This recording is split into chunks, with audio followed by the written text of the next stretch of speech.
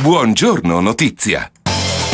9:36, torniamo in studio con la Sicilia Web che ci porta di nuovo ad Acireale. Il Parco delle Terme è di nuovo chiuso al pubblico. Il Parco delle Terme di Acireale, dopo che era rimasto aperto soltanto pochi mesi tra novembre e dicembre dello scorso anno, grazie ad una convenzione stipulata dall'ex commissario liquidatore Todaro con le associazioni sul territorio. La deputata del Movimento 5 Stelle Angela Foti scrive adesso al presidente della regione Rosario Crocetta e chiede un incontro urgente tra le parti interessate, così da individuare le modalità di riapertura. Abbiamo raggiunto oggi telefonicamente l'onorevole Foti, sentiamo quanto ci ha detto.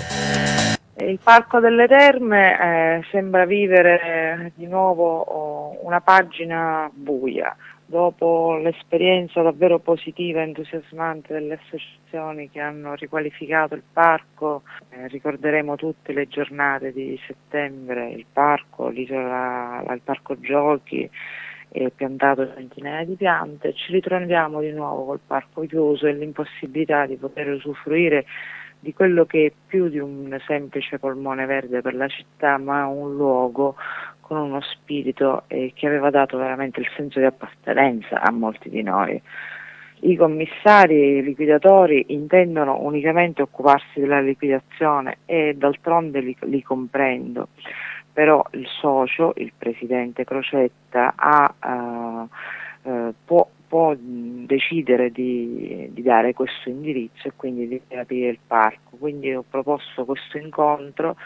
Anzitutto ho rappresentato la situazione, ho proposto un incontro affinché comprenda che c'è unicamente il sentimento degli acesi nel mezzo di questa storia, i tanti cittadini che vorrebbero poter passeggiare in quei viali e godere della bellezza del Parco delle Terme. Ho pensato di scrivere una lettera per portarlo a conoscenza della vicenda.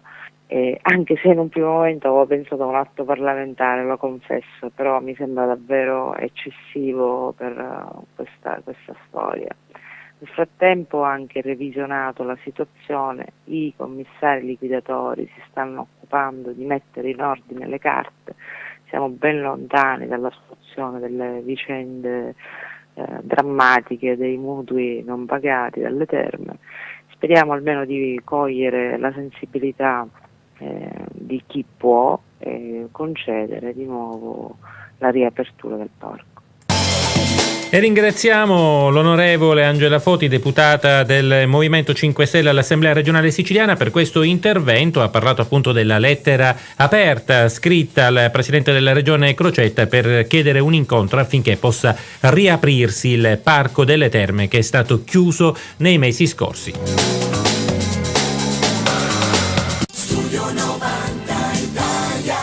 Solo musica italiana.